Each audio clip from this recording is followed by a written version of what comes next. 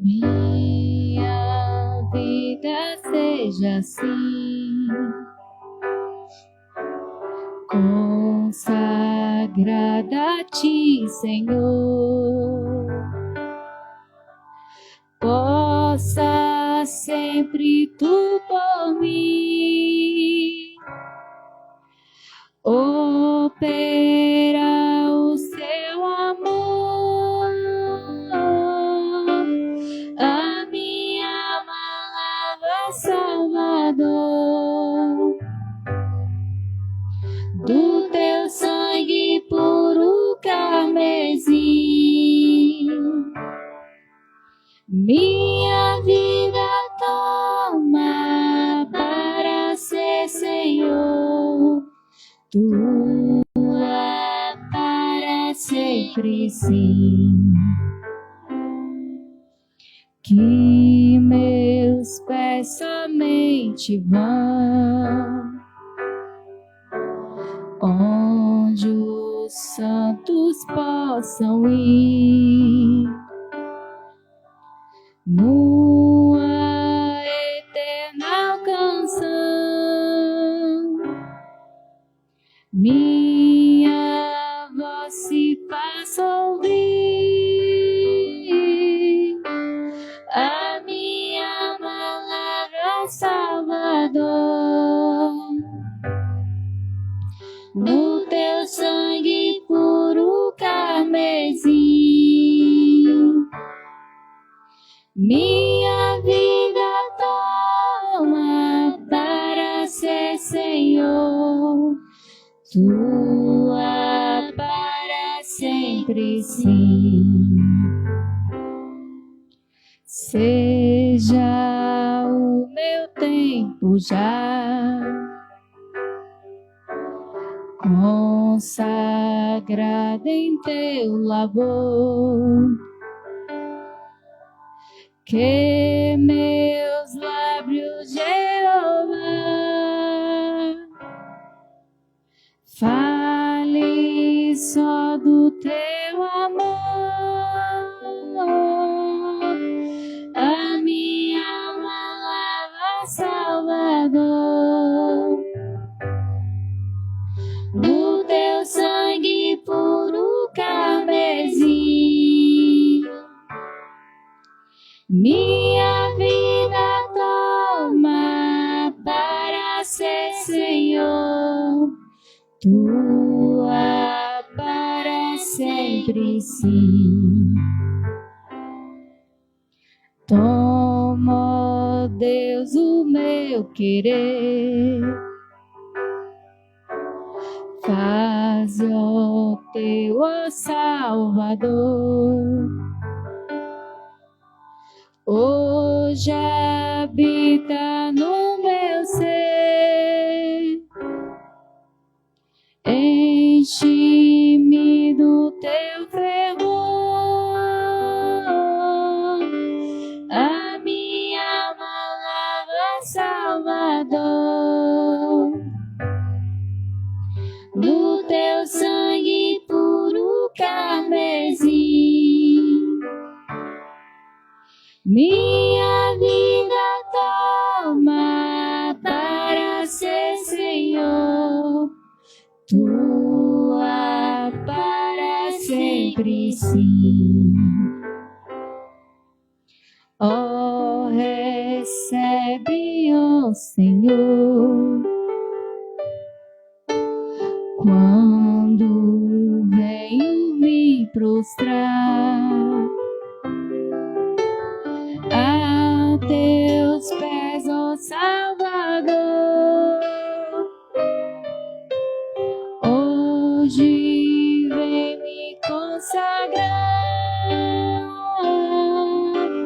a minha palavra Salvador, no Teu sangue puro carmesim.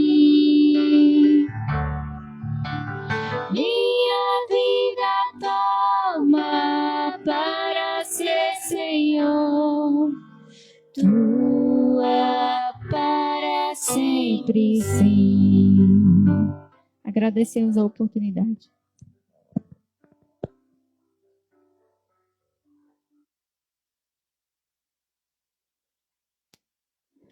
Amém, glória a Deus.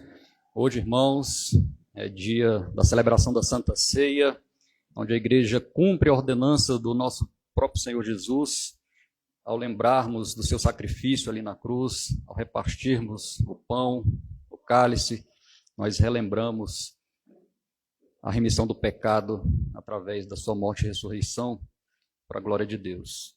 E hoje o pastor Júnior vai ministrar sobre a desarmonia cristã. É um tema bastante atual. Basta observarmos o tanto de embate teológico, até mesmo desavenças, que são exibidas principalmente através das redes sociais, em podcasts, em rodas de debates. Vários líderes religiosos defendendo a ferro e fogo o seu ponto de vista, atacando, esbravejando e até mesmo proferindo palavras ofensivas contra aqueles que não têm o mesmo entendimento que eles. E é notório e é inegável que haja desarmonia no meio dito cristão. Dessa forma, irmãos, eu hoje gostaria de compartilhar uma palavra, um trecho das Escrituras, onde deixa nítido o motivo por que existe tanta desarmonia no meio cristão. E, de forma a ser analisada também, o que podemos evitar, como podemos evitar a cair em discussões que não levam a nada, que não levam a lugar nenhum, que não acrescentem nada em nossa vida espiritual. Eu gostaria que os irmãos abrissem suas Bíblias no Evangelho de Jesus Cristo, conforme o relato de Marcos, lá no capítulo 2, nós vamos ler a partir do verso 23. É uma passagem bem conhecida, onde o próprio Senhor Jesus Cristo, ele traz esclarecimento a respeito de um tema bastante polêmico naquela época, como hoje também, é um tema bastante polêmico. E o contexto dessa passagem que nós vamos ler agora é Jesus no pleno exercício do seu ministério. Ele estava com seus discípulos caminhando num dia de sábado e eles são abordados por um grupo de outros religiosos, os fariseus. Vamos à leitura do texto, Marcos capítulo 2, a partir do verso 23. Diz assim a palavra do Senhor. Certo sábado, Jesus estava passando pelas lavouras de cereal. Enquanto caminhavam, seus discípulos começaram a colher espigas. Os fariseus lhe perguntaram: olha, por que eles estão fazendo o que não é permitido no sábado? Ele respondeu: vocês nunca leram o que fez Davi quando ele e seus companheiros estavam necessitados e com fome? Nos dias do sumo sacerdote Abiatar, Davi entrou na casa de Deus e comeu os pães da presença, que apenas aos sacerdotes era permitido comer, e os deu também aos seus companheiros. E então lhes disse: o sábado foi feito por causa do homem, e não o homem por causa do sábado. Assim, pois, o Filho do Homem é Senhor até mesmo do sábado. Só até aí, irmãos. O verso 23, ele nos mostra um cenário onde ocorreu esse diálogo, onde ocorreu essa passagem. Diz que Jesus e os seus discípulos estavam caminhando aqui, como eu li na versão NVI, diz lavouras de cereal. Na versão King James 1611, fala campos de milho. Diz que eles estavam caminhando ali nos campos de milho, numa lavoura de cereal, e aqueles homens que estavam com Jesus começam a colher espigas e debulhar espigas. Nos textos dos evangelhos sinóticos, lá em Mateus e Lucas, em Mateus no capítulo 12 e Lucas no capítulo 6, fala a mesma passagem, tem algumas informações importantes. Por exemplo, em Mateus, no capítulo 12, diz que os discípulos estavam com fome e colhiam aquelas espigas para comer. Então, era uma necessidade imediata que eles estavam tendo ali naquele momento. Eles colhiam porque estavam com fome e colhiam para comer. E lá no capítulo 6 do Evangelho conforme Lucas, diz que eles colhiam com as mãos. É outra informação importante, porque quando ele relata que eles estavam colhendo aquelas espigas com as mãos, deixa bem claro que era para um consumo imediato, que eles não estavam colhendo para grande armazenagem, eles não estavam fazendo de forma comercial, por assim dizer. Eles não estavam usando ferramentas como uma foice, um facão, eles colhiam com as mãos porque estavam com fome e era para comer. E, ademais, eles não estavam fazendo nada errado, apesar de eles estarem passando por um campo, uma lavoura que não eram deles.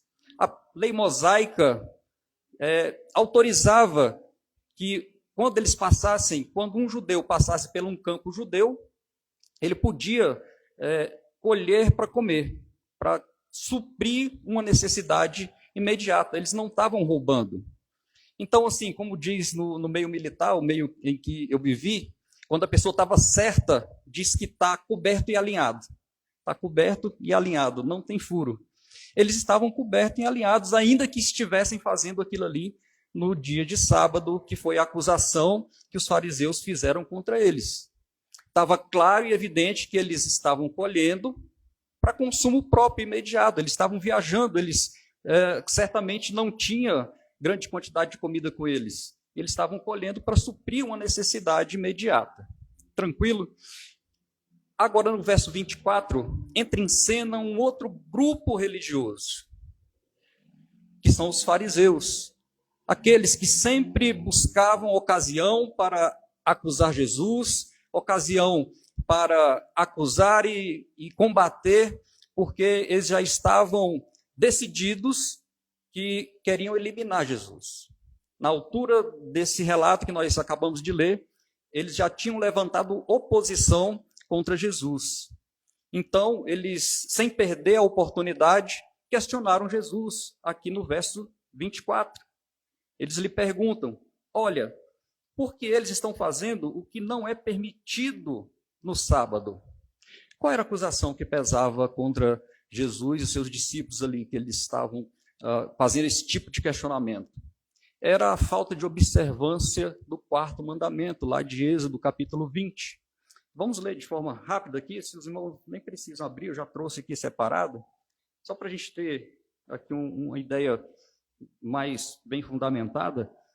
O que eles estavam acusando era a quebra desse mandamento aqui, lá relatado nos 10 mandamentos, em Êxodo 20, a partir do verso 8. Lembra-te do dia do sábado para santificá-lo.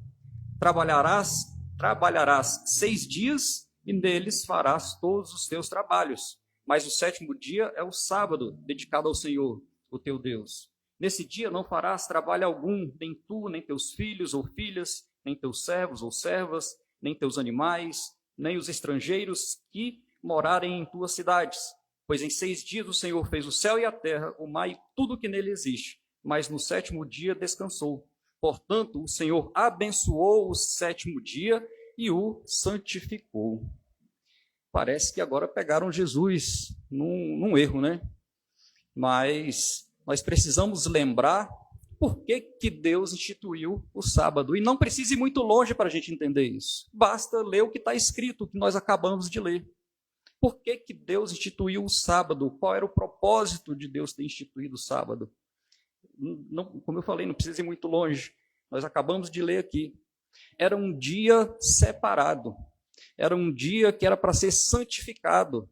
Era um dia em que o homem não deveria cumprir nenhuma tarefa dos seus afazeres de rotina. Ele estava livre naquele dia para se dedicar ao Senhor. Era um alívio para o homem, um descanso, tanto físico como espiritual, para que ele tivesse a oportunidade de, naquele dia, se dedicar totalmente a Deus, para buscar a Deus, para ter um alívio dos seus afazeres. Era um dia abençoado, como nós acabamos de ler, um dia santificado, um dia separado, um dia de refrigério para o homem. um dia de alegria para o homem.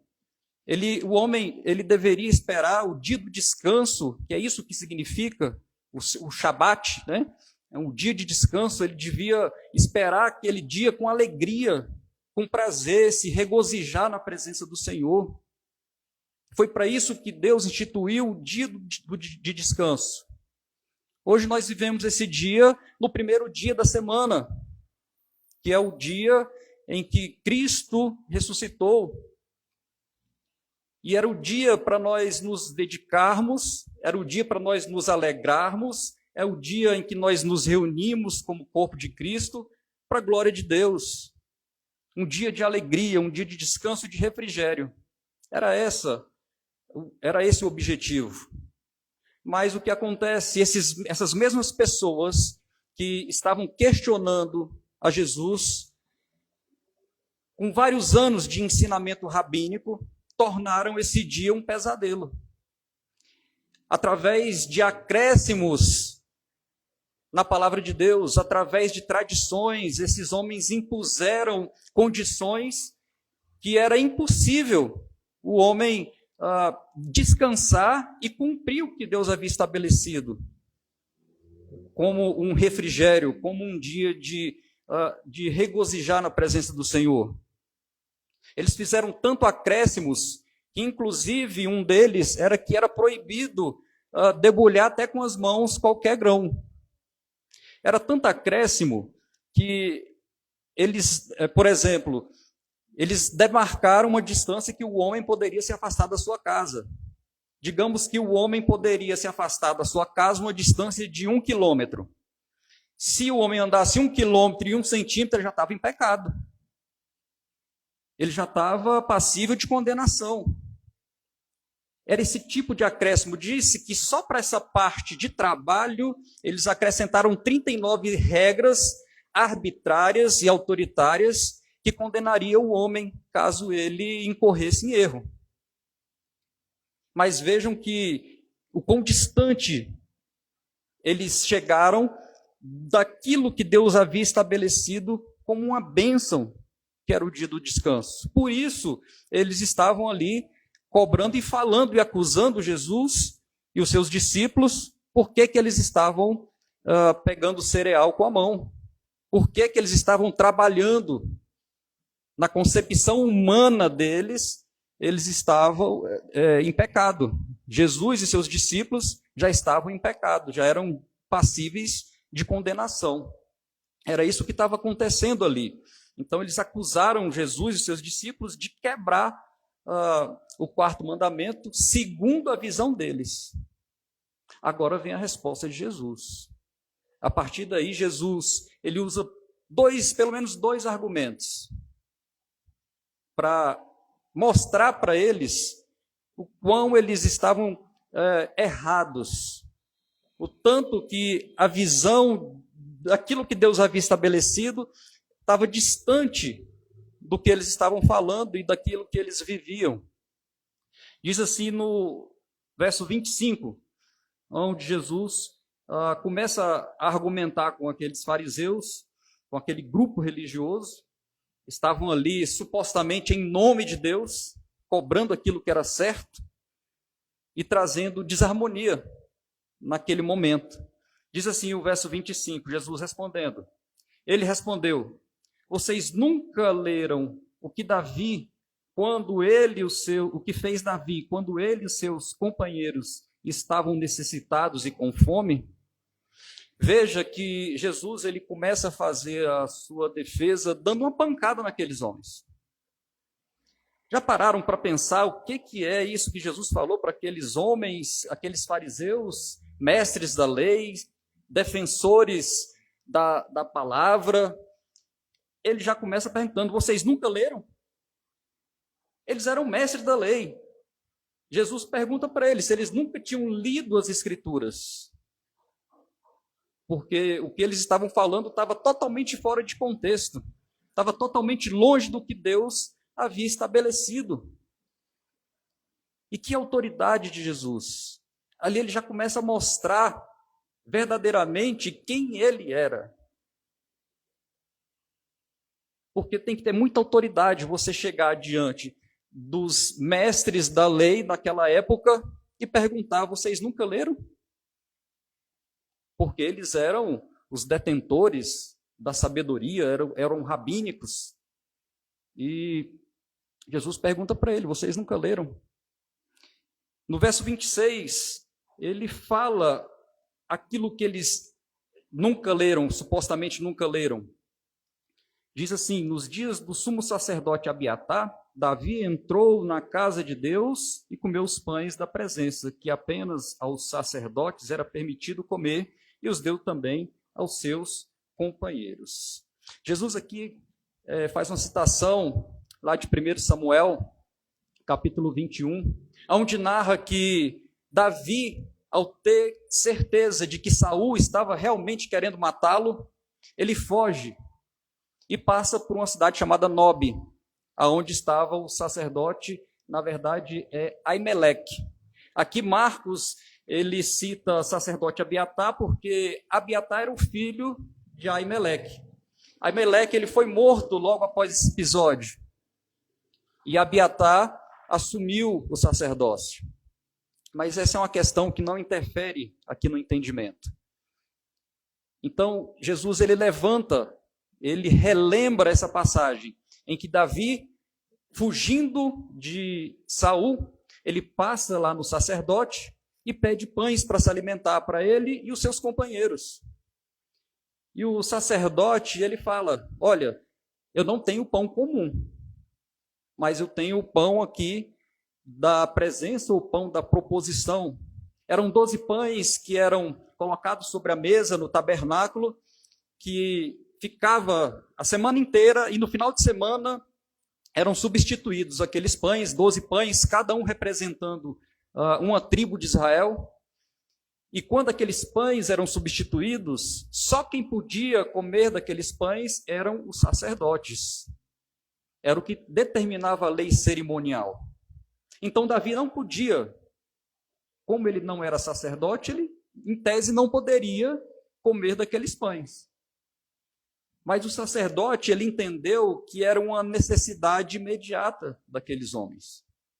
Davi pede os pães, o sacerdote só se preocupa de perguntar para aqueles homens se eles estavam puros. E Davi responde: não, nós estamos puros. Nós não estivemos com nossas esposas durante certo tempo, nós estamos cerimonialmente puros.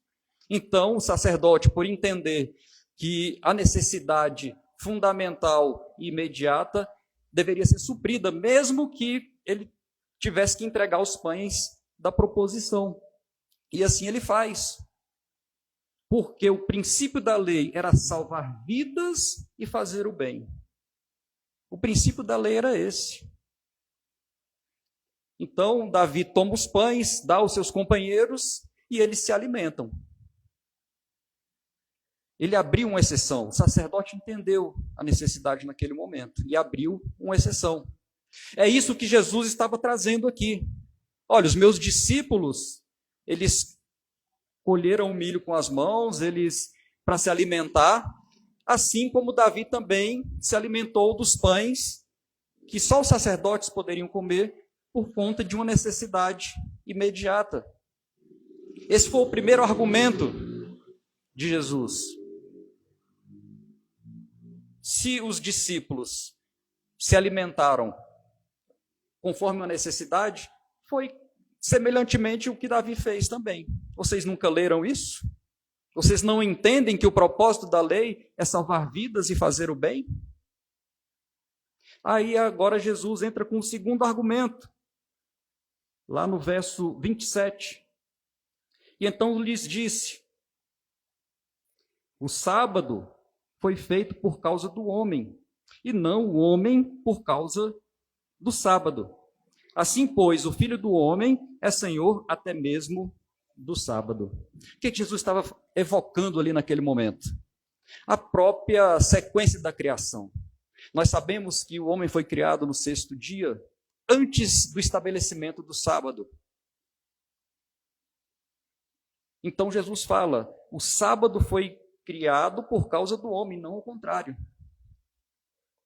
O sábado foi criado para que o homem tivesse um dia de descanso, um dia dedicado, um dia separado, um dia dedicado a Deus. O sábado não foi criado para que o homem se submetesse ao sábado. Se o sábado foi criado por causa do homem, e o Senhor Jesus é o Criador junto com o Deus Pai, o Espírito Santo, ele está acima tanto do homem quanto do sábado também. Era isso que Jesus estava falando ali. Em última análise, ele tinha autoridade para quebrar qualquer lei, apesar de que eles não estavam quebrando a lei como eles estavam sendo acusados ali. Eles estavam cobertos, eles estavam suprindo a necessidade. E é isso, meus irmãos, que causa desarmonia entre os cristãos. É a falta de entendimento do que está estabelecido na palavra de Deus. Aqueles homens, doutores da lei, conhecedores da lei, eram para ter o discernimento do que estava acontecendo ali. Mas, por conta das suas próprias convicções, por falta de entendimento de todo o contexto, para onde a palavra estava apontando para Jesus, que era ali o cumprimento da palavra e das profecias na frente deles. Eles, em vez de observar isso, eles estavam apegados no seu próprio entendimento. É por isso que existe tanta desarmonia, tantas questões, como foi ministrado aqui no domingo passado, crentes fracos e crentes fortes, crentes que ainda estão apegados a velhos rudimentos, que aprenderam de forma errada e que ainda não amadureceram. E tem aqueles também que passam a vida inteira dentro de uma religiosidade fundamentada em coisas de homens, como era o caso dos fariseus aqui, que eles não queriam enxergar a verdade. Por isso que existe tanta discordância, porque as pessoas não leem a palavra de Deus. Jesus perguntou: vocês não leram? Vocês não entenderam? Vocês são mestres? Isso traz reflexão ao nosso coração. Como é que nós estamos lendo? Como é que nós estamos nos dedicando à palavra de Deus? Como é que podemos evitar cair em discussões tolas? Como é que podemos evitar picuinhas, que são coisas tão pequenas? No começo eu falei que esse é um assunto polêmico. Na verdade, eu não enxergo assim, porque o próprio Cristo já mostrou e já esclareceu, mas as pessoas fazem polêmica ainda. Por falta de quê? Por falta de entendimento da palavra, por causa de buscar a verdade, por causa de abrir mão do seu próprio eu e enxergar o propósito de Deus. Então é um tema muito atual, o que o pastor vai trazer aqui. E nós precisamos estar atentos, nós precisamos buscar a verdade sempre em Cristo. Ver que Cristo, aqui ele se coloca e nos mostra que ele é verdadeiramente o Senhor, o Salvador, o único caminho. Diante daquela polêmica que aquele grupo religioso levantou, quem é a verdade? É ele mesmo, é o próprio Jesus, e não aquilo que eles estavam fantasiando ali. E que tantas vezes buscaram incriminar Jesus, não conseguindo, forjaram uma falsa acusação para poder matá-lo. Porque nele não há erro algum. Que nós possamos buscar sempre a verdade. E a verdade está em Cristo Jesus. O que passar disso é procedência do maligno. Então, para evitar e para a gente estar sempre alicerçado e bem fundamentado, precisamos buscar a verdade na palavra de Deus. Precisamos estar verdadeiramente fundamentados naquilo que Cristo nos ensinou e nos apontou. Que Deus nos ajude na nossa caminhada Que Deus tire de nós todas as dúvidas, que Deus nos dê sabedoria vindo do céu. A palavra de Deus diz que nós, se pedirmos a sabedoria, Ele vai nos dar sabedoria. E que a gente possa também buscar, estudar a palavra, conhecer a verdade, investir tempo estudando a palavra do Senhor, porque é o nosso manual, é a nossa regra, foi aquilo que Deus deixou estabelecido como a verdade, e a verdade que não muda, a verdade absoluta. Amém? Gostaria de convidar a equipe de louvor, na sequência pedir para o pastor Marconel estar orando pela vida do pastor Júnior, preletor. Nós irmãos, graça e paz.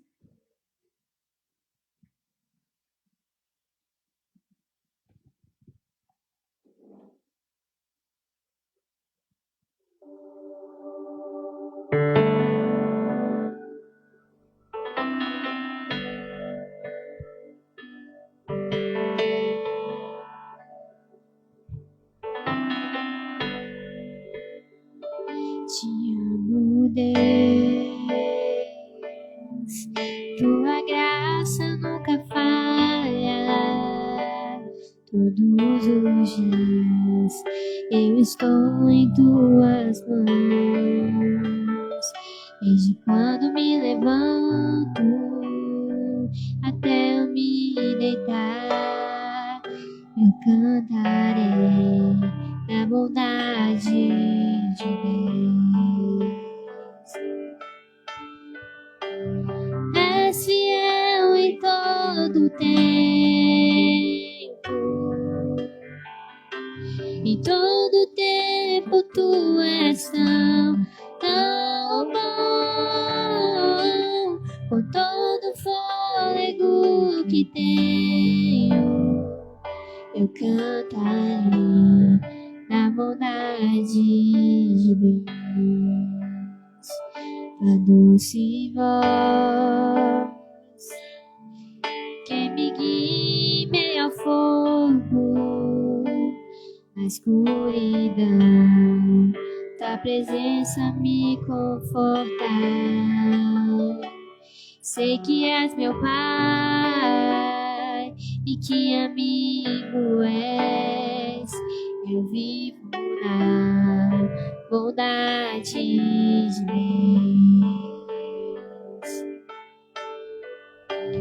És fiel em todo tempo, em todo tempo tu és tão bom. Com todo fôlego que tenho, eu cantarei da bondade de Deus.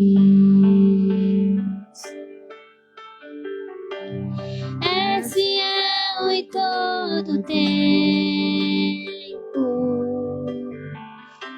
em todo tempo tu és tão bom.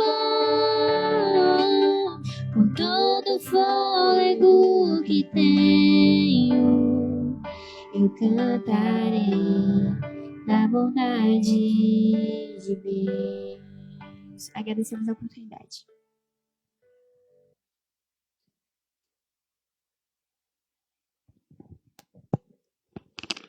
Amém. Vamos ficar em pé, irmãos. Vamos orar pelo leitor dessa noite. Querido Deus, amado Pai, obrigado, Senhor, por estar falando conosco, por estar nos ensinando através da Tua palavra. Nós te pedimos, meu Pai, que o Espírito Santo que habita no nosso coração, que Ele possa abrir a nossa mente, o nosso entendimento, abrir o nosso íntimo, Senhor, para que nós possamos entender cada vez mais e aprender cada vez mais do Teu Espírito e da Tua palavra. Que aquilo que for dito aqui não seja falado apenas por homens, mas que seja efetivado de acordo com a Tua palavra. Que seja provado através daquilo que o Senhor tem ensinado, através dos Teus apóstolos, através de Cristo, através dos Seus discípulos. Que o pastor ele possa falar essa noite não aquilo que ele quer, mas aquilo que a palavra manda. E que essa palavra ela possa vir nos confrontar, que ela possa vir nos dar conforto, que ela possa vir, Senhor, fazer aquilo que o Teu Espírito conduz no nosso coração. É o que nós te pedimos e te agradecemos no santo nome de Jesus. Amém.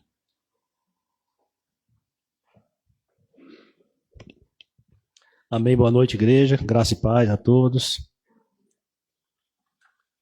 Hoje mais um domingo, mais um início de semana, adorando nosso Deus, nosso Senhor, aprendendo mais da Tua Palavra, para que nós possamos errar menos, para que a gente venha ter força, para que a gente possa entender o propósito de Deus na vida de cada um, amém?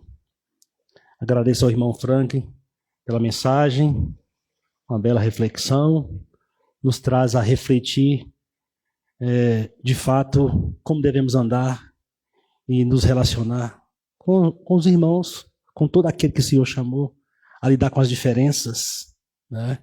Entendendo que cada um de nós fomos criados em contextos diferentes. No entanto, todos nós somos chamados pelo mesmo Deus para adorá-lo, para aprender cada dia mais, amém? Hoje eu quero dar início à leitura do capítulo 14 da carta de Paulo aos Romanos. Hoje nós vamos ler do versículo 1 até o 14, do 1 ao 12. Romanos 14, verso de 1 a 12. Hoje o tema dessa noite o irmão Frank já adiantou. Nós vamos falar sobre a divisão que há no meio cristão, esse desequilíbrio, essa desconformidade, e diga-se de passagem totalmente desnecessária, né? Essa assimetria cristã.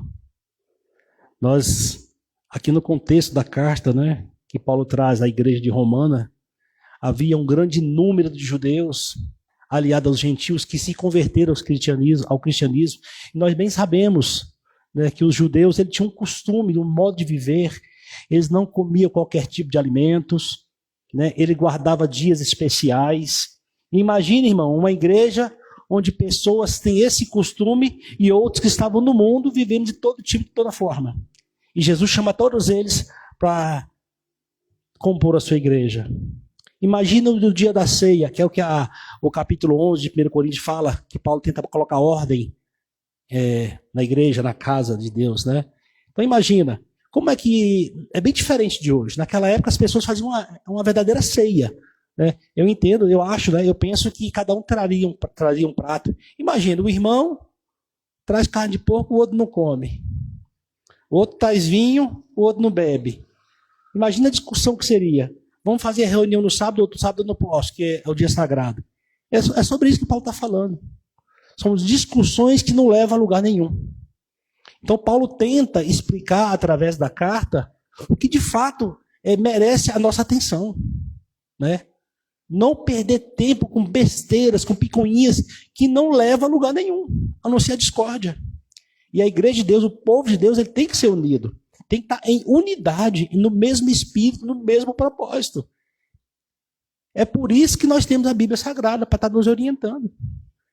E o primeiro ponto, irmãos, que eu quero trazer aqui, é que nós temos que crer, ou nos questionar o nosso coração. Nós, de fato, cremos que a Bíblia é a palavra de Deus, inerrante. Nós cremos que a palavra de Deus ela é do próprio Deus, para nos orientar. Se isso está convicto em nosso coração, nós devemos segui-la. Então, toda orientação que a Bíblia traz para cada um de nós, ainda que nós não concordemos ou diverjamos, nós temos que aceitá-la. É bem desse modo que Paulo traz para aquela igreja, que havia uma grande confusão e não diferente em outras épocas, até a nossa não é diferente. Sempre teve esse tipo de entraves, né? Então isso é importante demais. A igreja primitiva no primeiro século, ela sofria muito sobre isso.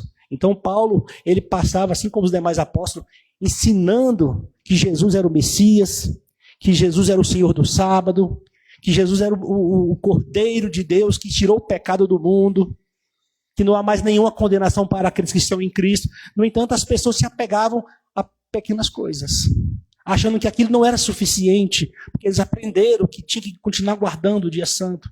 Não podia mais comer isso, aquilo. Então, isso é um atraso na vida. Isso gera discórdia. Em nossos dias, irmãos, eu tenho certeza absoluta que alguns de nós aqui já ouvimos falar sobre discussões de eu sou calvinista, eu sou arminiano, e é um debate, acaba aí com briga, vira inimizade. Isso não leva a lugar nenhum. O importante, nós conhecermos a verdade, é para nos edificarmos. Ou melhor, para edificar o nosso irmão. Não é isso que Paulo fala no capítulo 12? Que nós não devemos dever nada a ninguém a não ser o amor? E amar o nosso próximo como a nós mesmos? Então, se nós temos acesso ao conhecimento da palavra de Deus para crescermos e compartilhar esse conhecimento com o irmão com amor, é isso que Deus espera de nós. Né? Que nós sejamos multiplicadores do conhecimento da palavra de Deus, levando a verdade àquela pessoa que está vivendo na ignorância. Irmãos, a prostituta que queriam ser apedrejada, ela ao ponto de vista que nós temos acesso à história, ela é uma mulher que vivia em pecado. No entanto, ela não era uma chamada. O ladrão na cruz, que tinha uma vida torta pela sua história, também não era um chamado. Os fariseus, que supostamente eram as pessoas escolhidas, eles eram chamados? Porque viviam de aparências? Não foi esse o testemunho que Jesus deu dele. Então, Deus sempre vai julgar a intenção do nosso coração. Não é pelo fato de eu ajudar alguém que eu estou bem com Deus. Deus, ele vai julgar o meu foro íntimo, a intenção que me motivou a tomar essa decisão. Então, irmão, a conta vai fechar com Deus, não é com o irmão. Nós vamos prestar conta individualmente com Deus. Quer você acredite em Deus, quer não. Quer você confesse Jesus como Salvador ou não. Quer você seja o novo nascido ou não. Todos vão prestar conta. A diferença, irmãos, é que um tem um advogado, defensor, e outro tem um promotor, acusador, sem advogado. Nós temos que fazer a nossa parte. Amém? E eu gostaria de mostrar aos irmãos que o propósito do conhecimento da palavra de Deus para todos os filhos de Deus é porque a igreja vive em comunhão, em unidade. No capítulo 14, verso 1, diz assim, eu estou lendo hoje, irmãos, a versão King James atualizada, tá? Vai divergir um pouco das que os irmãos têm aí, mas não muda nada no seu conteúdo central. Aceitai o que é fraco na fé. Em outras versões está tolo, né? Sem a preocupação de debater assuntos controvertidos. Um crê que pode comer de tudo, e outro, cuja fé fraca, come somente alimentos vegetais. Aquele que come de tudo não deve menosprezar o que não come. E quem não come de tudo não deve condenar quem come, pois Deus o aceitou. Quem és tu que julgas o servo alheio? E para o Senhor que ele está de pé ou cai, e permanecerá em pé, porquanto o Senhor é capaz de o sustentar. Há quem considere um dia mais sagrado do que o outro. Outra pessoa pode entender que todos os dias são iguais. Cada um deve estar absolutamente convicto em sua própria mente. Aquele que guarda um dia especial, para o Senhor assim o considera. Aquele que se alimenta de carne, o faz para o Senhor, pois dá graças a Deus. E aquele que se abstém, para o Senhor, se priva. E também dá graças a Deus. Porque nenhum de nós vive exclusivamente para si. E nenhum de nós morre apenas para si. Se vivemos, para o Senhor vivemos. Se morremos, para o Senhor que morremos. Sendo assim, quer vivamos, quer morramos, pertencemos ao Senhor. Porquanto foi por este motivo que Cristo morreu e voltou a viver, para ser santo, para ser Senhor tanto de vivos, tanto de mortos. Mas tu, por que julgas o teu irmão? Ou tu, igualmente, porque desprezas o teu irmão? Pois todos compareceremos diante do tribunal de Deus. Porquanto está escrito, por mim mesmo jurei, diz o Senhor, diante de mim todo o joelho se dobrará e toda língua confessará que eu sou Deus. Deste modo, cada um de nós prestará conta de si mesmo a Deus. Amém? Até aqui. Então, Paulo, ele tenta trazer à luz o conhecimento para aquela igreja recém-formada em Roma, de aquela divisão, aquelas discussões, estava totalmente alheia à vontade de Deus. Aqui ele começa dizendo que existe 2 tipos de pessoas, né? Um tolo, um fraco, né? Aceitar o que é fraco na fé, aceitar o que é fraco na fé, sem a preocupação de debater assuntos controvertidos. E depois ele vai falar sobre o que é forte na fé.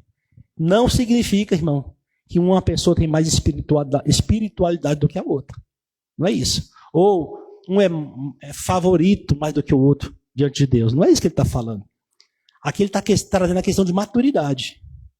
As pessoas que têm mais maturidade espiritual, são mais experimentadas, a tendência dela é deixar discussões tolas de lado. Coisas que não edificam ninguém. Nós temos que ter em mente que o principal da fé cristã, isso não pode ser discutido. Porque, por exemplo, foi a pergunta que eu fiz no início. Nós cremos que a Escritura é a palavra de Deus? Cremos. Então, por ela seremos guiados. Então, vamos lá. Jesus é o Messias? Concordam? Concordo. Não, eu acho que não. Então, peraí. Aí sim é um ponto de discussão. Nós cremos que Jesus morreu, no entanto, ressuscitou? Cremos. Não, eu acho que não ressuscitou não, porque tem um livro, tal. Aí sim é momento de discussão, porque está levando em discussão a base, a estrutura da fé cristã.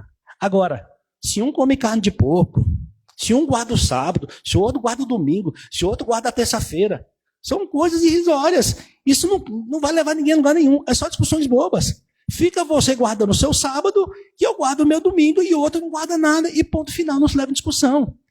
Isso é algo pessoal seu. De repente, irmão, você teve uma vida inteira que foi criado numa igreja que ensinou isso a vida inteira. Isso não vai te afastar de Deus, nem tampouco te aproximar de Deus. A única coisa que te aproxima de Deus é Jesus. Ele é o meio pelo qual nós nos achegamos a Deus. É importante dizer isso, irmãos, porque nós temos igrejas em nossos dias praticamente iguais a de Paulo. Só muda a roupagem. São discussões bobas. Eu já cheguei a frequentar a igreja, irmãos, que pastor não falava com o obreiro, ou o obreiro não falava com outro obreiro. Então, na hora de chamar para fazer uma oração, para dar uma mensagem, era uma confusão danada. Porque pensava de maneira diferente. E isso não é igreja, irmãos. Isso não é igreja.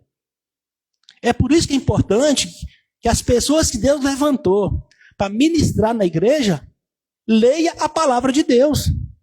E busque para que o Espírito Santo te use para te dar capacidade para explicá-la. Para que o povo não fique alheio à verdade. O pastor até trouxe em determinada época, em que, na época da igreja católica, nos primórdios das igrejas, era lida a Bíblia em latim, de costas, e quem lia nem sabia o que estava falando. Como é que você vai ensinar a igreja desse jeito? Como é que eu vou subir aqui, tirar coisa da minha cabeça, falar que a igreja está cheia de demônio? Que você não cresce porque você está cheio de pecado? E o sangue de Jesus foi derramado em vão? Não pagou todos os meus pecados? E quando a Bíblia diz que no mundo tereis aflição, quer dizer que se eu tiver aflição no mundo, eu estou em pecado? O meu povo está perecendo porque falta conhecimento. Se você buscar orar mais, se você buscar ler mais a Bíblia, buscar se interagir mais com os irmãos que estão em Cristo, essas bobagens não vai mais te afligir. É isso que Paulo quer que as pessoas entendam. Vocês eram judeus, como o irmão bem trouxe, Jesus é o Senhor do sábado. Não tem dia especial para Deus. Não tem comida especial para Deus. Ele que determina todas as coisas. Ele bem diz na sua palavra, eu sou. Não foi assim que ele disse para Moisés? Eu sou o que sou, Moisés. Então aqui, quando Paulo traz a questão que nós devemos aceitar o que é fraco na fé, é aquele que não tem maturidade espiritual ainda para compreender essas coisas. E nós com amor. Não é isso que em capítulo 12 diz? Que nós não devemos dever nada a ninguém, exceto o amor. É uma coisa impagável ao nosso próximo, porque foi por amor que ele morreu. Então nós somos devedores eternamente ao nosso irmão de amor. Então, com amor, nós devemos buscar instruí-lo de acordo com a palavra, não com o nosso conhecimento.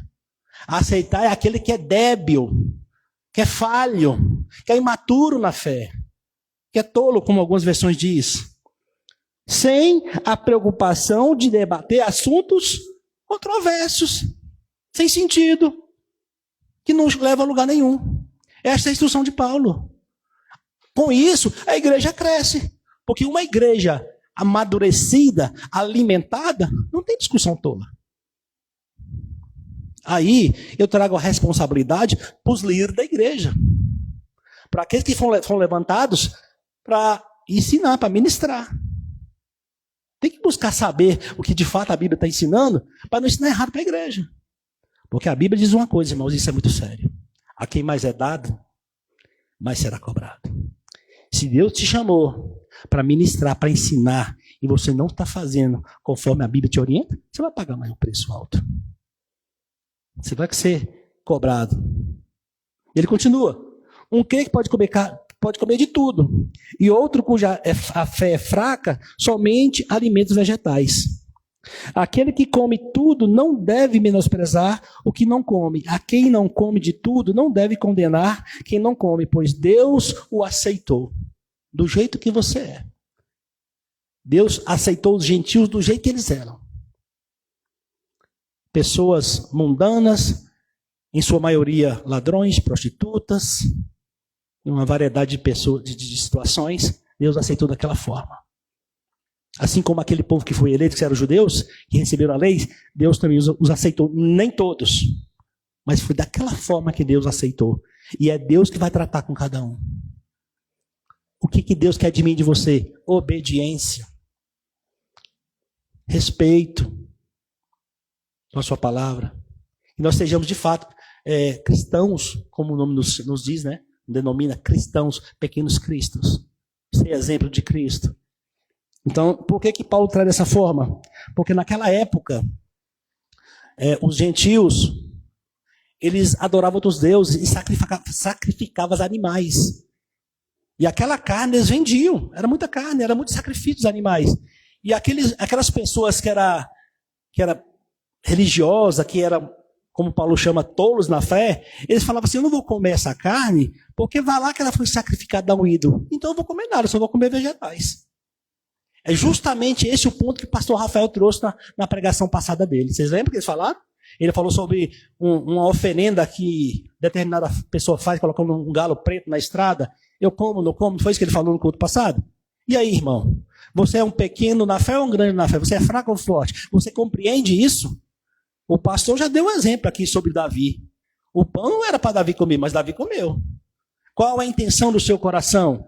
Você está passando por privações, por necessidades, ou você quer provocar o irmão? Qual é a intenção? Deus vai olhar a intenção do seu coração. Por que você está fazendo isso? É para a glória de Deus? Sempre, irmão, sempre a intenção. Deus vai julgar o meu e o seu coração. Então, havia uma grande preocupação de Paulo sobre isso.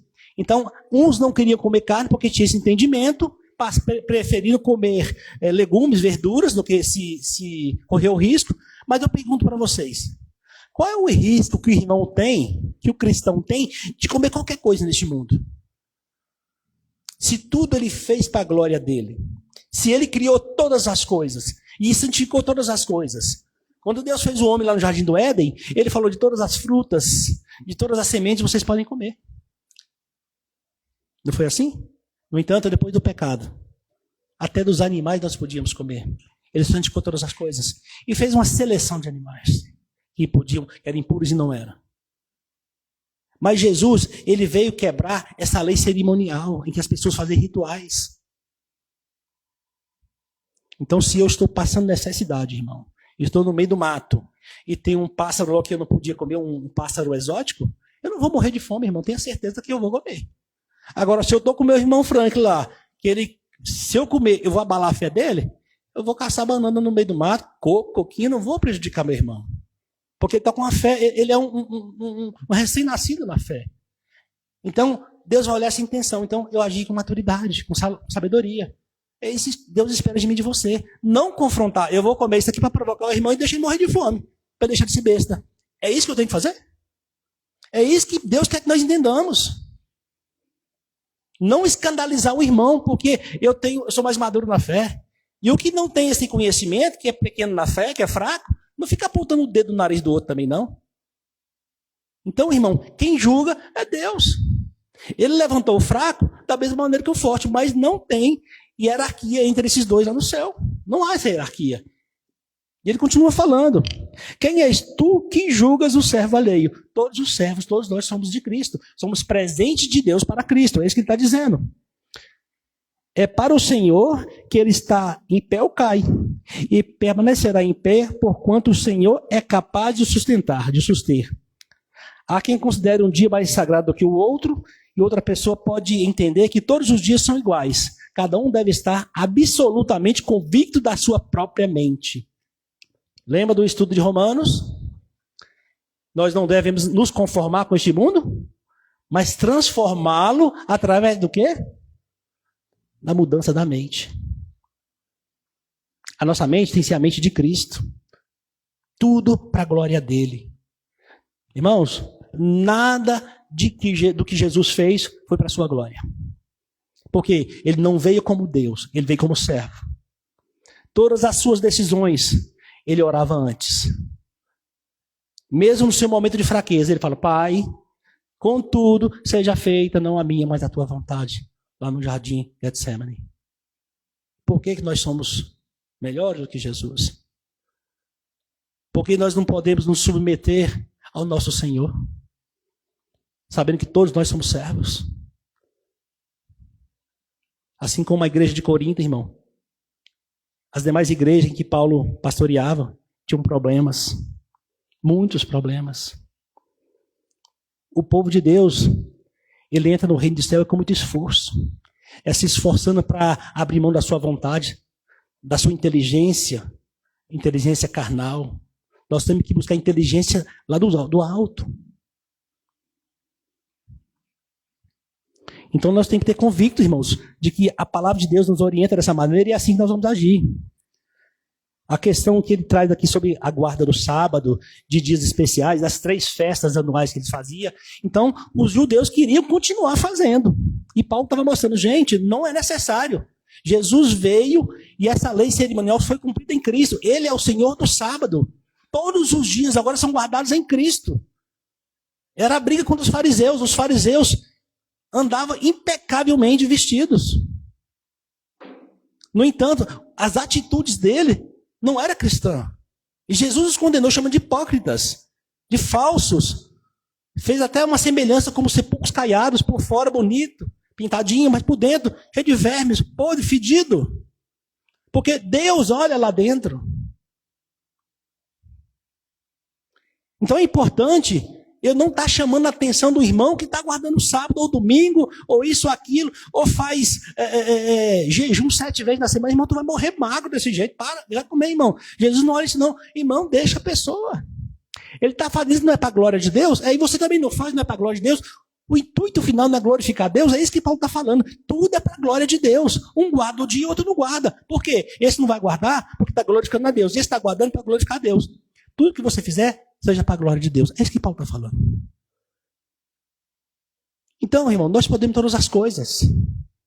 Nós podemos todas as coisas, mas em Cristo Jesus. Para a glória dele. Então, há uma discussão aqui que eu não vou me adentrar muito, sobre a questão de guardar dias especiais, alimentação. Mas ele continua dizendo, porque nenhum de nós vive exclusivamente para si. Lembra que nós somos servos, nós somos comprados, que nós não vivemos mais para nós, mas vivemos para Cristo. E nenhum de nós morre também para si. Quando nós morremos, nós vamos para um lugar, para um determinado lugar que Deus estabeleceu. Nós escolhemos. Nós não escolhemos para onde vamos quando morremos. No entanto, nós temos que entender que Jesus, ele já tem a nossa vida nas suas mãos. Os nossos dias são contados. Mas cada decisão que nós tomamos, irmãos, pode implicar na nossa vida. Cada decisão errada pode implicar. Vai me tirar da salvação? Não estou falando sobre salvação.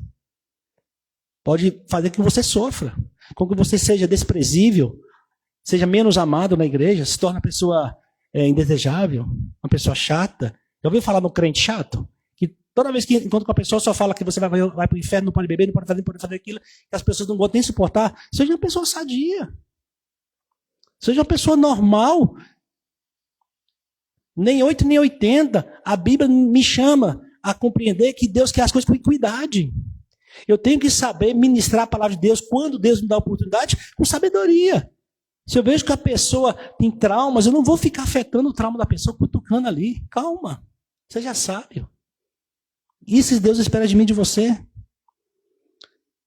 Porque ao final de tudo, irmãos, tudo é para a glória de Deus. Porquanto foi por este motivo que Cristo morreu e voltou a viver para ser Senhor, tanto dos vivos quanto dos mortos. Mas tu que julgas teu irmão, ou igualmente porque despreza o teu irmão, pois todos comparecemos diante do tribunal de Cristo. Como eu já disse, todos vão prestar contas, uns justificados e outros não. Irmãos, uma vez que você tem a plena certeza de que você foi salvo, você tem que viver para Cristo. Se você tem certeza de que você nasceu de novo, você tem que viver para Cristo. Porque essa certeza tem que levar você a entender que tudo que você fizer aqui é para a glória de Deus. Porque você já tem a maturidade para entender isso. Se o irmão ainda está cambaleando na fé, é minha e sua obrigação suster esse irmão, orientar, pegar pelas mãos quando for necessário. Não condenar e criticar. Esse é o meu papel, irmão. É o seu papel. Se você olhar em todos os heróis da fé, em todos os profetas, os apóstolos, eles não saíam apontando o dedo no nariz de ninguém. Até os guardas que iam prendê-lo, eles tentavam ministrar a palavra de Deus, para que a palavra encontrasse os seus filhos. Porque é a palavra que desperta o coração. Então o meu papel e o seu é ser repetidor da palavra, para encontrar os filhos de Deus. As ovelhas estão perdidas. Não criticar. Está escrito: por mim mesmo jurei, diz o Senhor diante de mim, todo joelho se dobrará e toda língua confessará que eu sou o Senhor. Deste modo, cada um de nós prestará conta a si mesmo diante de Deus. Aqui ele está citando Isaías. Ele está mostrando para os judeus que lá no Velho Testamento, Deus já estava falando sobre isso. Importante dizer, irmãos, que Paulo destaca dois tipos de pessoas, um forte e um fraco na fé. Isso não significa que são pessoas salvas e não salvas. Não é isso que ele está falando. São dois tipos de crente. Um que alcançou a maturidade e o outro que ainda não alcançou a maturidade. Nós temos que entender isso e ajudar o irmão a caminhar. Você lembra quando uma vez eu falei aqui acerca daquelas pessoas que hoje já reconhecem que foram chamadas por Cristo para serem seus filhos, e aqueles que não foram, que vivem no mundo perdido? Nós também vivíamos dessa forma. Hoje, quando alguém sobe aqui para ministrar a palavra de Deus, você tem noção do privilégio que Deus te dá de ter um pouquinho de conhecimento da palavra de Deus. Uns têm mais, outros têm menos, mas volta 10, 15, 20 anos atrás. O que você estava fazendo para a glória de Deus? Você estava desonrando a Deus, passando vergonha em Deus? Você estava escandalizando o nome de Deus? Mesmo muitas vezes nós ainda achávamos que éramos cristãos. É terrível quando a gente olha para o nosso passado. É terrível. Nós somos todos irmãos em Cristo, né? A igreja ela tem que estar em comunhão, tem que aprender a confraternizar, tem que falar a mesma língua. A igreja ela tem que entender que nós somos membros, nenhum aqui é corpo inteiro, nenhum aqui é cabeça. Os membros precisam de um do outro para estar se auxiliando. Nós devemos agradar o irmão, nós devemos viver para o irmão. Nós devemos prestar conta a Deus através do amor que nós devemos para nossos irmãos. Nós devemos entender que Jesus, através do Espírito Santo de Deus que habita em nós, está o tempo todo buscando fazer que nós entendamos mais e mais da sua palavra, para que possamos ter consciência da vida cristã que estamos aqui no mundo. Não chegou o momento da colheita ainda, irmãos, não chegou. Assim como Pedro foi alertado por Jesus que ele seria peneirado, mas que Jesus não o tiraria do mundo, ele deveria estar lá para ter a fé provada e ter maturidade para levar esse conhecimento para os seus irmãos. Vocês lembram do debate que Paulo teve, do embate que ele teve com Paulo? Pedro teve embate, porque ele, em algum momento, ele foi falho. Como diz Paulo aqui, ele foi tolo. Ele sentava com os gentios quando Paulo chegou, então outras pessoas chegaram e se levantavam. Tipo assim, com vergonha, eu vou me afastar dele. Então, assim, mesmo a gente tendo um pouquinho de conhecimento, a gente erra o tempo todo. Então, você não olhe para o irmão que está errando se ele está professando a mesma fé que você. Corrija com amor. E quando eu falo corrija com amor, irmão, nós somos todos iguais. Pode ser pastor, pode ser irmã, pode ser irmão, pode ser jovem, pode ser velho. Chama e conversa, irmão. Você falou assim, mas aqui fala isso, papá. Você tem que orientar. Às vezes a pessoa está equivocada.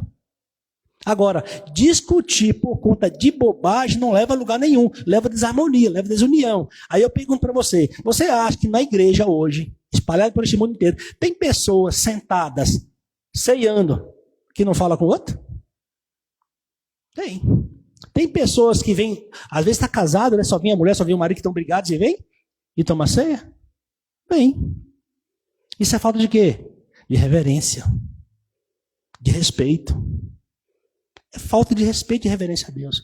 Porque a palavra orienta. Se você está mal com algum teu irmão, vai lá e pede desculpa primeiro. Você tem que estar bem com Deus. Você não deve medir a sua fé com ninguém. Não foi para isso que Deus nos chamou, para medir fé, para medir conhecimento.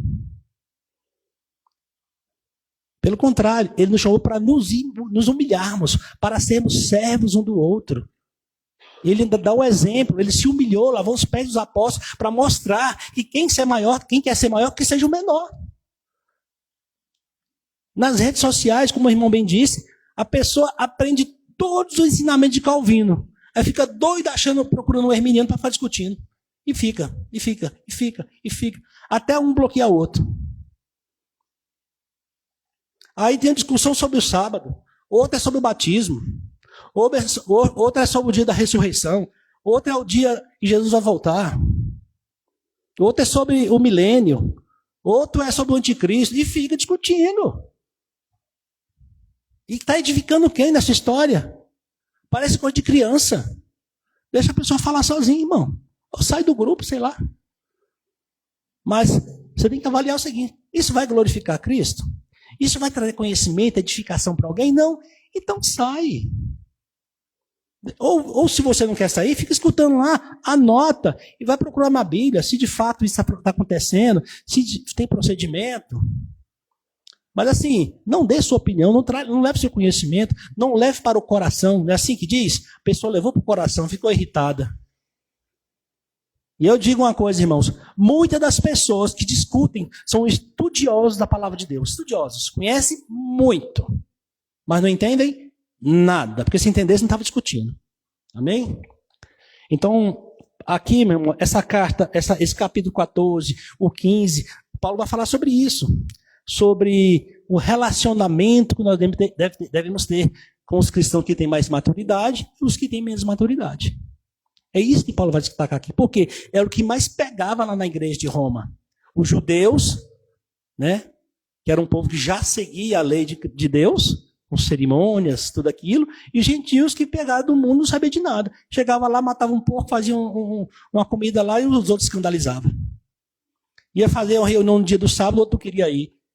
Aí Paulo tenta mostrar, gente, isso para Deus é nada, isso é confusão, não existe isso. Jesus é Senhor do sábado, Jesus é o Senhor de todas as coisas. Jesus diz, o que mata o homem não é o que entra pela boca, mas é o que sai, porque vem do coração. E é isso que nós devemos levar em conta, irmãos. Nós devemos tomar cuidado com o que nós falamos para a pessoa, para que a pessoa não venha levar para o coração, né? Porque hoje em dia, nós temos que pisar em ovos para falar nas redes sociais, falar com as pessoas, e tudo que nós falamos ofendemos. Por exemplo, se eu criticar que relacionamento entre homem e mulher falando do casamento está errado, vai para o inferno, eu sou criticado. Se eu disser que união de homem com homem, mulher com mulher está errado, eu sou criticado. Mas eu vou deixar de falar? Não. Eu não vou falar porque isso não é pormenores, isso é sério. Há de fato igrejas que aceitam isso, mas a palavra de Deus condena. Então, se a palavra condena, eu tenho que estar de acordo com a palavra de Deus, irmãos. Como dizem Atos, né? Eu prefiro agradar a Deus do que aos homens. Foi o que aconteceu com Pedro, com Paulo, com Tiago, com todos os irmãos. E falando em Tiago, foi justamente Tiago que foi o líder lá do Concílio de Jerusalém, justamente para isso, lá em Atos 15. Para debater essas coisas, essa divergência que havia entre judeus e gentios, para tentar alinhar essas coisas. Mostrar para os judeus que eles estão radicais demais, os gentios que não é bagunçado também não, tem que ter um controle, um equilíbrio ali. A casa de Deus é um lugar de ordem. Devemos adorar a Deus em espírito e em verdade, com ordem. Então, irmãos, essa é a mensagem do capítulo 14. Nós vamos falar mais a respeito no capítulo 15 e Romanos está quase encerrando. Tá? É uma carta que nós buscamos trazer devagar. É uma carta muito delicada, muito complexa. Nós não estamos totalmente prontos, aptos para estar pregando, mas foi assim que o Senhor nos chamou. Tá? Deus não chamou nenhum capacitado para ministrar a palavra dele. Ele capacita aquele que ele chama. E a palavra de Deus sempre tem o endereço certo. Da mesma maneira que ela vem me tratando meu coração no decorrer de cada capítulo desse, eu tenho certeza que ela alcançou muitos corações também. Porque não são minhas palavras. É a palavra de Deus. E ela tem a maneira certa de alcançar os corações. Amém? Eu quero convidar a equipe de louvor. Quero que os irmãos se preparem para a ceia do Senhor. Eu queria convidar o irmão Felipe e o irmão Franklin, que pode estar auxiliando aqui com os elementos da ceia.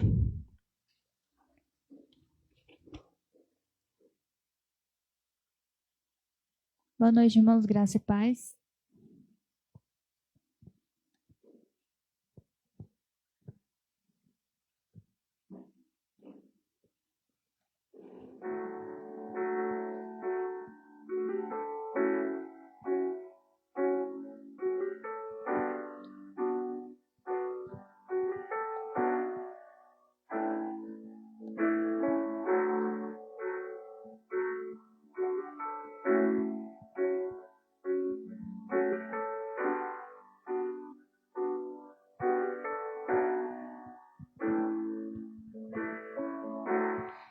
Se tuve vosso coração, crede em Deus e também em mim. Na casa de meu pai há muitas moradas. Se não fosse assim, eu não teria dito: vou preparar-vos um lugar. Eu virei e vos levarei para mim mesmo. Vós conheceis o caminho para onde eu vou. Eu sou o caminho, a verdade e a vida. Ninguém vem ao Pai a não ser por mim.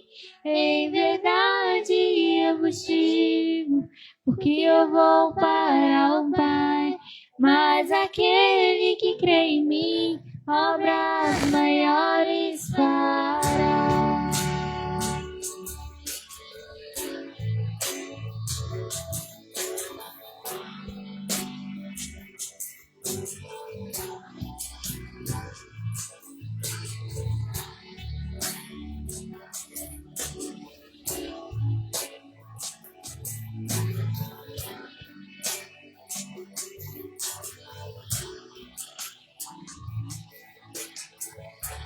Se me amares verdadeiramente, guardarei os meus mandamentos.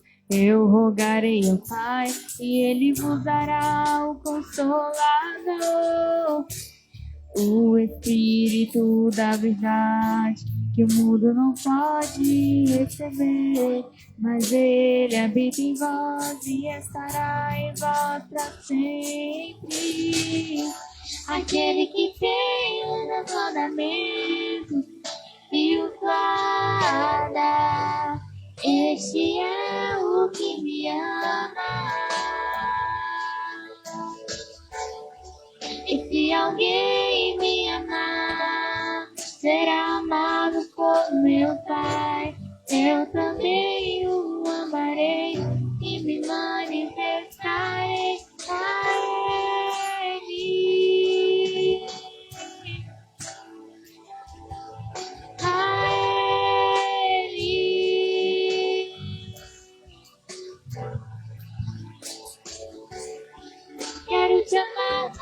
mais, Senhor. Quero te amar mais, Senhor.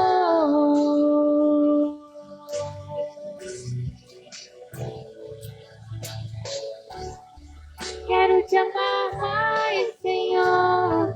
Quero te amar mais, Senhor.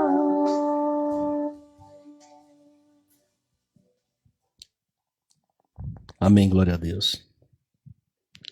Quero convidar os irmãos agora a esquecer todas as outras coisas, irmãos, e voltar seu pensamento para este momento, para essa ordenança da ceia do Senhor, onde esse pão representa o corpo de Jesus que foi entregue por nós.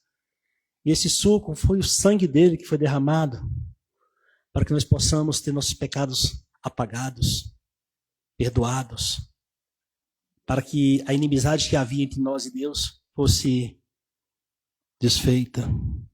O Senhor Jesus, quando ele estava prestes a se entregar na cruz por nós, o seu coração de homem apertou, ele chorou e suou lágrimas de sangue, porque ele podia sentir o peso da responsabilidade do seu ministério.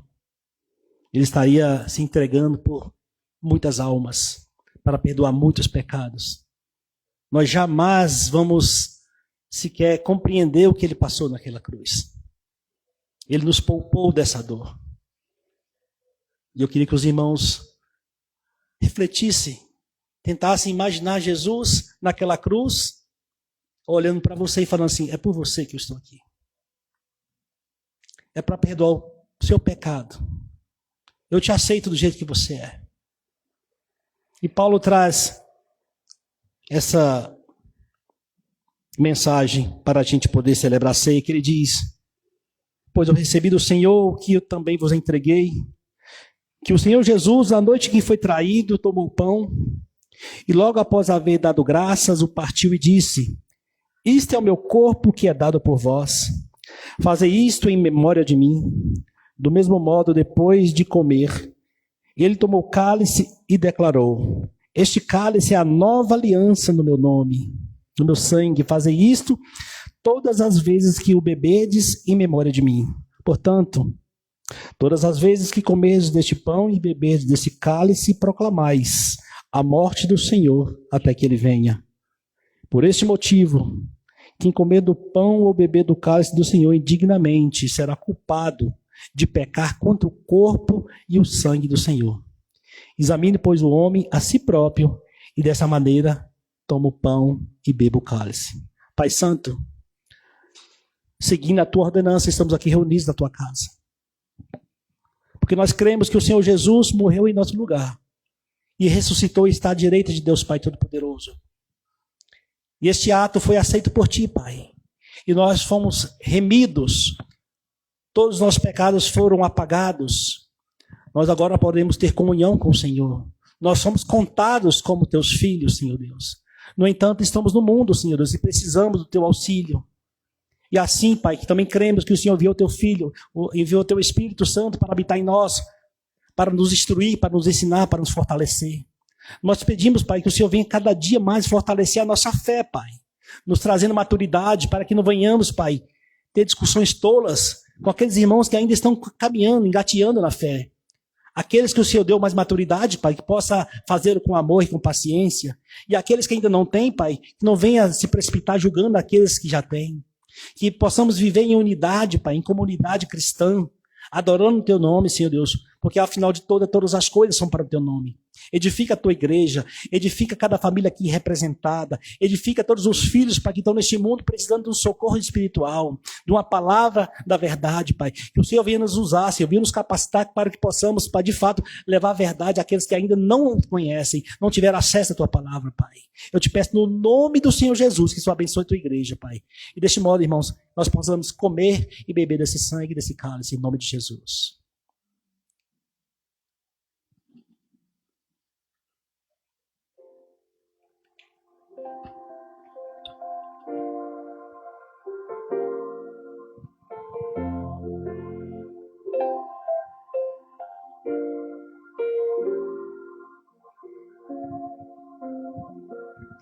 Getsemane foi que meu Jesus orou, se entregando ao Pai mais uma vez.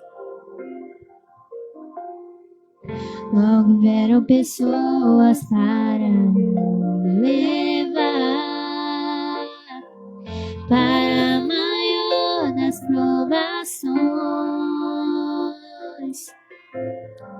Ele tanto amou, tudo suportou. Ele carregou a nossa cruz.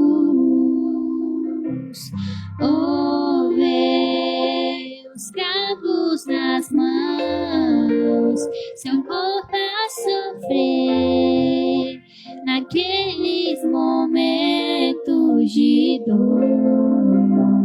Vê o mestre a chorar, e foi por você que ele mostrou tanto amor. Os soldados cuspiam no seu rosto nu. Posso ouvir o clamor da multidão.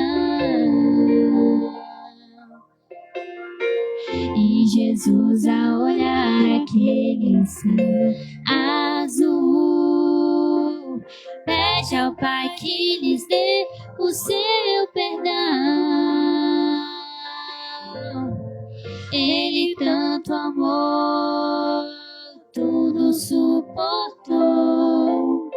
Ele carregou a nossa cruz.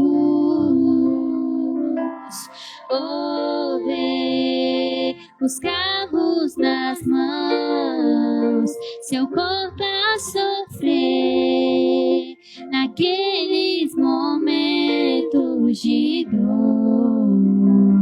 Vê o mestre a chorar,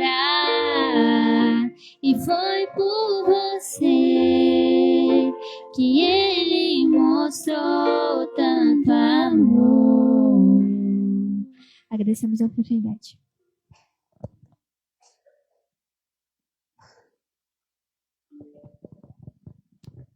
Amém, glória a Deus. Podemos assentar?